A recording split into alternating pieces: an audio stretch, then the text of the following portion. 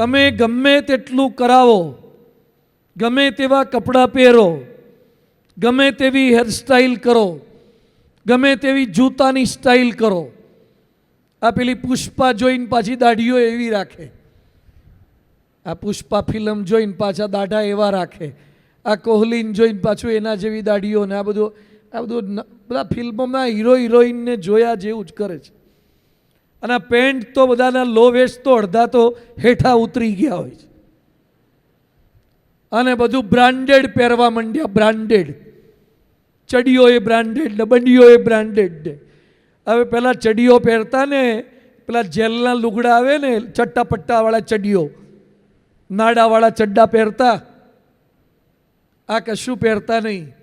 આ બ્રાન્ડેડ બધું, હવે બ્રાન્ડેડ બધું થઈ ગયું છે. યોગી બાપા માદર પાટના ધોતિયા પહેરતા, આપણે નવા લુગડા પહેર્યા હોય તો કેવી મજા આવે છે. નવા લુગડાની થોડી વાર મજા છે, થોડા દાડા મજા છે. નવા બૂટની મજા, નવા જોડાની મજા, નવા ચપ્પલની મજા, નવી હેરસ્ટાઈલની મજા, નવું મશીન મરાયું હોય તો એની થોડી મજા. થોડો ટાઈમ મજા છે, બધું ટેમ્પરરી છે, બધું જતું રહેવાનું. યોગી બાપા પાસે આ કશું જ નહોતું.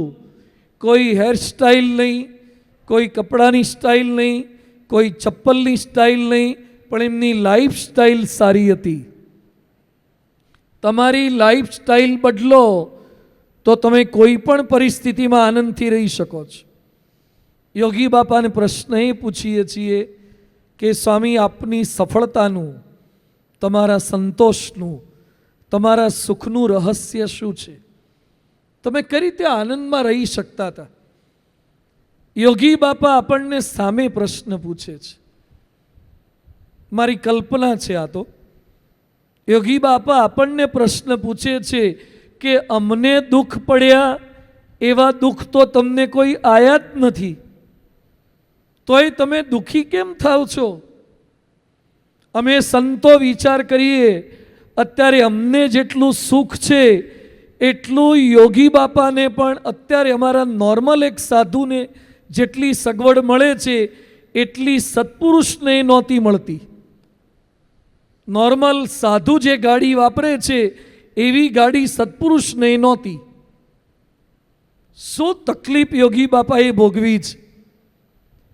હવે આટલી સાનુકૂળતા, 5 વાગે તો એ બદામ નહીં વાગે.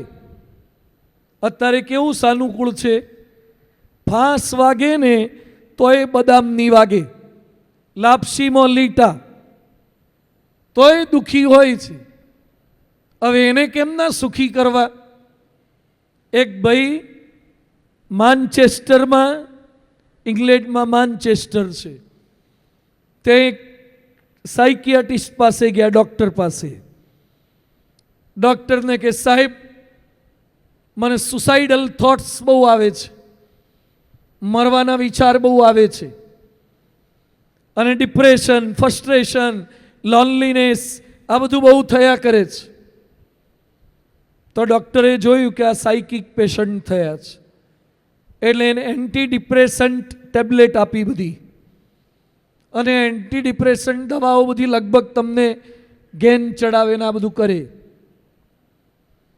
એ કે મહિના પછી પાછા આવજો. તે મહિના પછી પાછા ગયા અને ડૉક્ટર કે what happen, is there any change, is there any positive news? The doctor replies the same problem.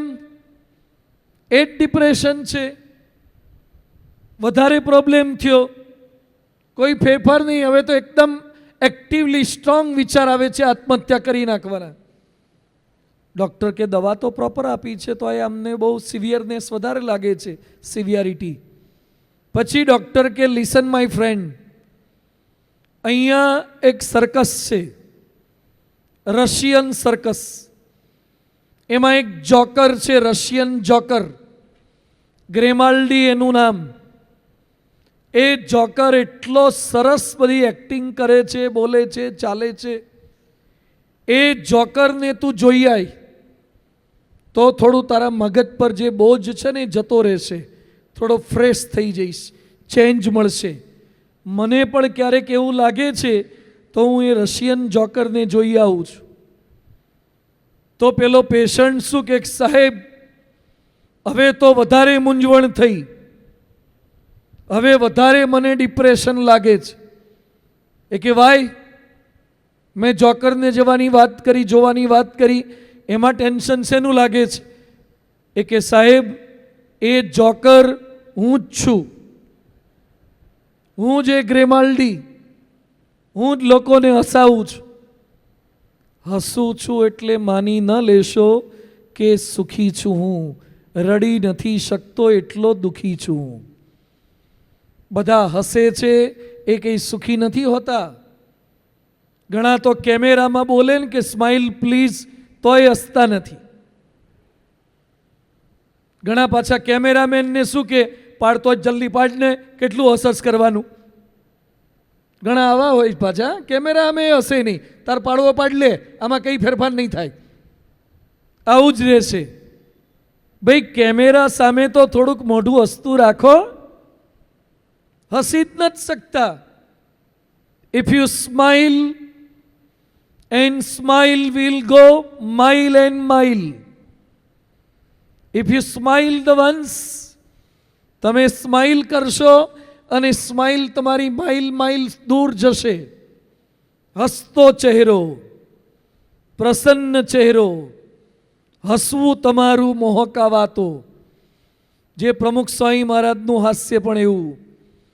તો યોગીજી મહારાજ કશી કોઈ સગવડ નહીં છતાં પણ હસી શકતા. એ આપણને પૂછે છે કે તમારા આટલી સાનુકૂળતા છે તો એ તકલીફ શું પડે છે? હવે હું થોડી તકલીફો યોગી બાપાને કહીશું આપણે, અને આપણે વિચાર વિમર્શ કરશું કે સ્વામી અમારે તો નથી દુઃખી થવું, પણ આવી તકલીફ પડે પછી દુઃખી થવું પડે ને. તકલીફો એવી છે એટલે અમે શું કરીએ? જેમ કે આપણે ગુસ્સે થવું નથી હોતું, પણ છોકરો એવી હળી કરે એવું રિઝલ્ટ લાવે એટલે ગુસ્સે થવું જ પડે ને. આપણે આવું કહીએ છીએ. અહીંયા યોગી બાપાને આપણે કહીએ છીએ કે સ્વામી અમારે દુઃખી નથી થવું, પણ શરીરમાં એવો રોગ આવે, એવું દુઃખ આવે, અમારા શરીરમાં આવે, અમારી પત્નીના, બાળકોના, મા બાપના, પરિવારના અન્ય સભ્યોના કે નજીકના સગા બિચારા બીમાર પડે અને રોગ આવે એટલે અમે દુઃખી થઈ જઈએ છીએ. આવું પહેલું તત્વ છે, ધ્યાનથી સાંભળજો. અલગ અલગ ટોપિક લેવા છે, આપણે દુઃખી કેમ થઈએ છીએ. બહુ જ પ્રેક્ટિકલ વાતો હું કરવાનો છું.